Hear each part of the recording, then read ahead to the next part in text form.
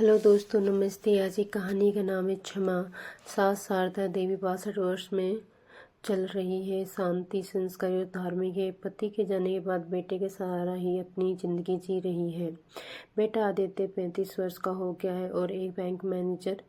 माँ का बहुत लाडला लेकिन बीवी के सामने कमजोर। नेहा बहू 28 वर्ष की, मॉडर्न, स्वार्थी, सास के चिढ़ने वाली, अपने मायके वालों के साथ तो जुड़ी रहती है। बस नंद ऋतु 30 वर्ष की है और शादीशुदा है, लेकिन माँ से जुड़ी हुई सारी बातों की सच्चाई देखने वाली।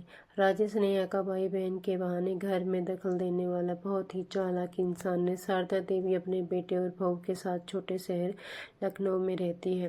बेटी की शादी के बाद भी वो बहुत खुश थी। सोचती थी कि अब घर में बहू आएगी तो जीवन में नई रौनक होगी। लेकिन कुछ ही हफ्तों में नेहा का असली रूप सामने आता है। वे सास को ताने मारती, काम टालती और हर बात पर बहस करती। शारदा दी चुप रह जाती, सोचती समय के साथ सब ठीक हो जाएगा। एक दिन जब शारदा जी बहू के लिए चाय बनाती है तो नेहा कहती है, माँ जी आपसे तो कुछ भी ठीक से नहीं बनता, पुराने जमाने का टेस्ट है आपका। धीरे धीरे वो आदित्य के कान भरने लगती है कि माँ मेरे खिलाफ रहती है। बेटा माँ पर शक करने लगता है।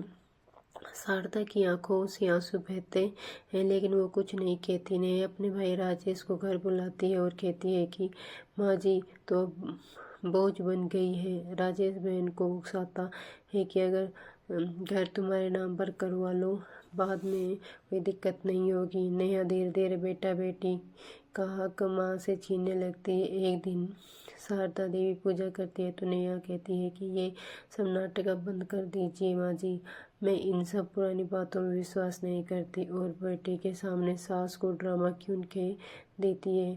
आदित्य चुप रह जाता है। शारदा जी का दिल टूट जाता है। नेहा और उसके भाई दोनों मिलकर चाल चलते हैं। घर के कागजों में साइन करवाने के बहाने शारदा जी को उल्लू बनाकर दस्तखत करवा लिए जाते हैं। कुछ महीनों बाद उन्हें पता चलता है कि घर नेहा के नाम पर हो चुका है। आदित्य भी बहू के कहने पर माँ को आश्रम में रहने की बात कह देता है। शारदा देवी टूट जाती है लेकिन अपने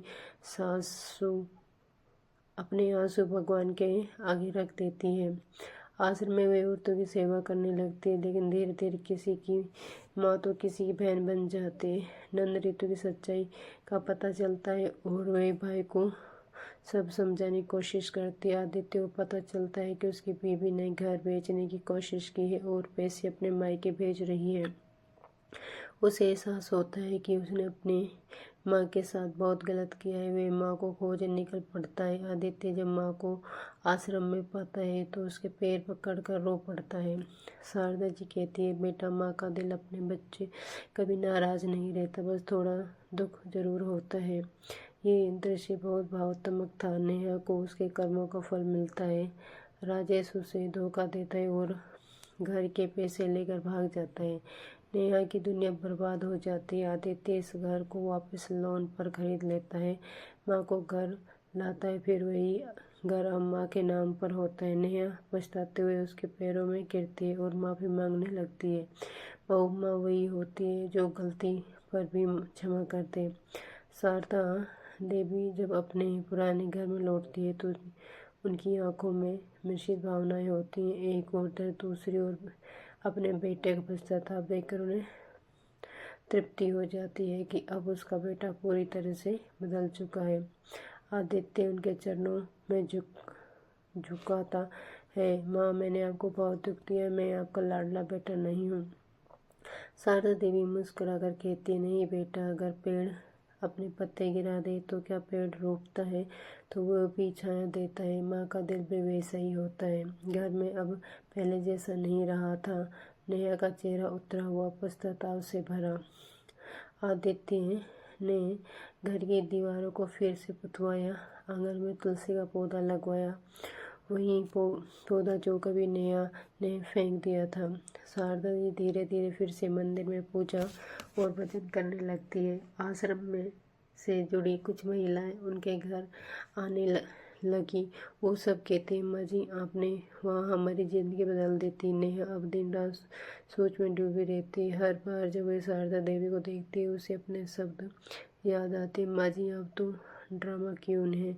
वो शब्द अब उसकी आत्मा को चुभने लगते हैं। एक रात हुए शारदा जी के कमरे में बाहर खड़ी रो रही थी। धीरे से बोली, माँ जी क्या मैं अंदर आ सकती हूँ? शारदा जी ने मुस्कुरा कहा, बेटी ये घर तेरे बिना अधूरा है, आजा। नया फूट फूट कर रो पड़ी, मुझे माफ़ कर दीजिए माँ जी, मैंने आपका हक छीना, आपको अपमानित किया। शारदा जी ने उसके सर पर हाथ रखा और बोली, बहू, माँ वही होती है जो गलती पर भी माफ़ कर दे। बस एक वादा कर, अब कभी किसी के दिल को मत दुखाना। नेहा ने सिर झुका दिया। उसके अंदर की स्वार्थी और अहंकारी औरत अब पिघल चुकी थी। आनंद ऋतु जो शुरू से सच्चाई देख रही थी, अब अपनी माँ और भाई को एक साथ देखकर संतुष्ट थी। वही बोली, माँ अब आपका बेटा आपके पास है, मुझे लगता है अब ये घर सच में घर बन गया है।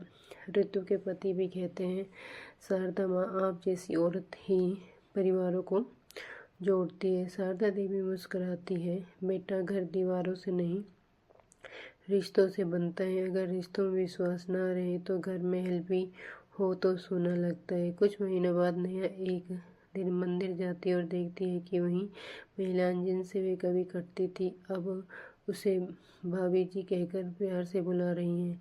वो सब आश्चर्य करती हैं, नेहा में इतना परिवर्तन कैसे आया? नेहा कहती है, जब भगवान किसी को सबक देते हैं तो बहुत प्यार से देते हैं, लेकिन वो सबक जिंदगी भर याद रहता है।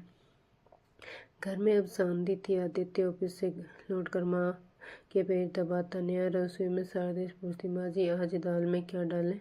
शारदा दी मुस्कुरा कर कहती है, प्यार डाल दे बहू, वही सबसे बड़ा स्वाद होता है। बाकी तो मुझे तेरे हाथ का बना सारा खाना ही पसंद आता है। एक शाम सब आंगन में बैठे थे। तुलसी के पौधे पर दीपक जल रहा था। शारदा जी ने कहा, भगवान हम हमेशा इतना ही देना कि हमारा मन दूसरों के लिए भी भरा रहे। खाली मन ही बुराई को जगह देता है। रितु ने कहा, माँ जी आपकी कहानी सुनने लायक है। शारदा जी मुस्कुराई, कहानी नहीं बेटी, यह जिंदगी है जिसमें एक गलती सब मिटा देती है और एक माफ़ी सब जोड़ देती है। धीरे धीरे कैमरों से चलते हुए दीपक पर टिक जाता है जो अंधेरे में भी उजाला फैलाने का प्रतीक है। वॉइस ओवर आता है, सास अगर मजे सी हो तो बहू को बेटी बनते देर नहीं लगती, बस मन साफ होना चाहिए।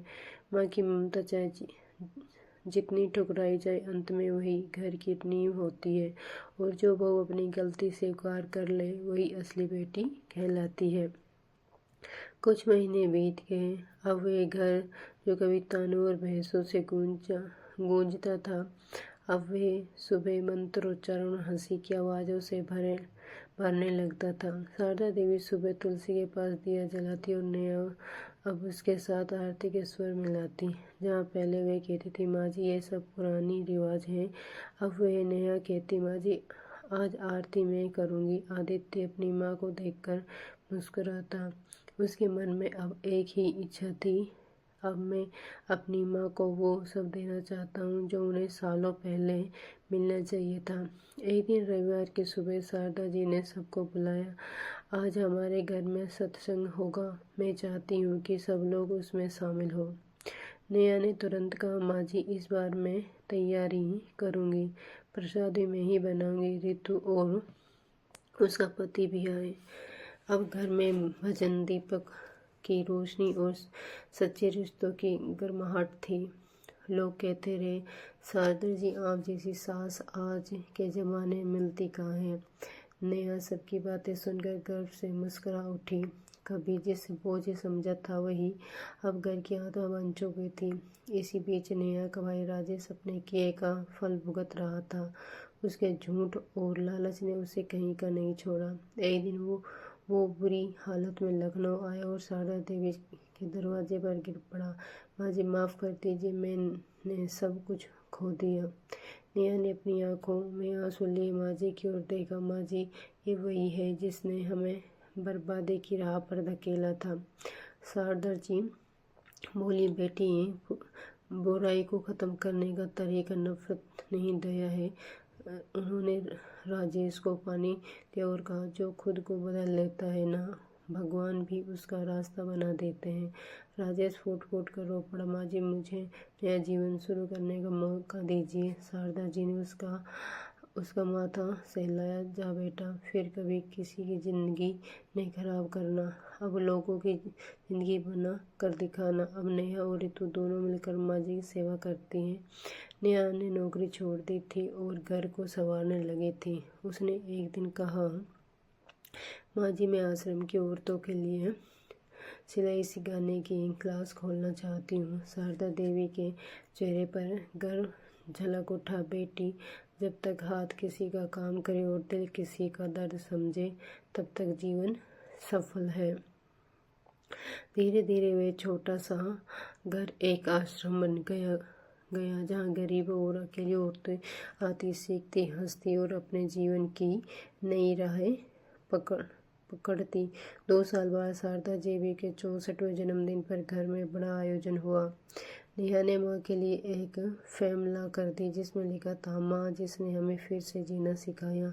आदित्य ने सबके सामने कहा, मेरी माँ मेरी ताकत है और मेरी पत्नी ने मुझे सिखाया कि गलती करने से बड़ा साहस है उसे स्वीकार करना। नेहा ने आंखों में आंसू लिए हुए कहा, माँ जी आपने मुझे बेटी बनाया, वरना मैं तो खुद से भी दूर हो गई थी।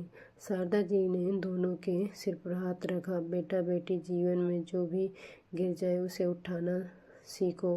माफ़ी सबसे बड़ी पूजा है और सेवा सबसे बड़ा धर्म है। दोस्तों अगर ये कहानी पसंद आई हो तो चैनल को लाइक शेयर सब्सक्राइब जरूर करें।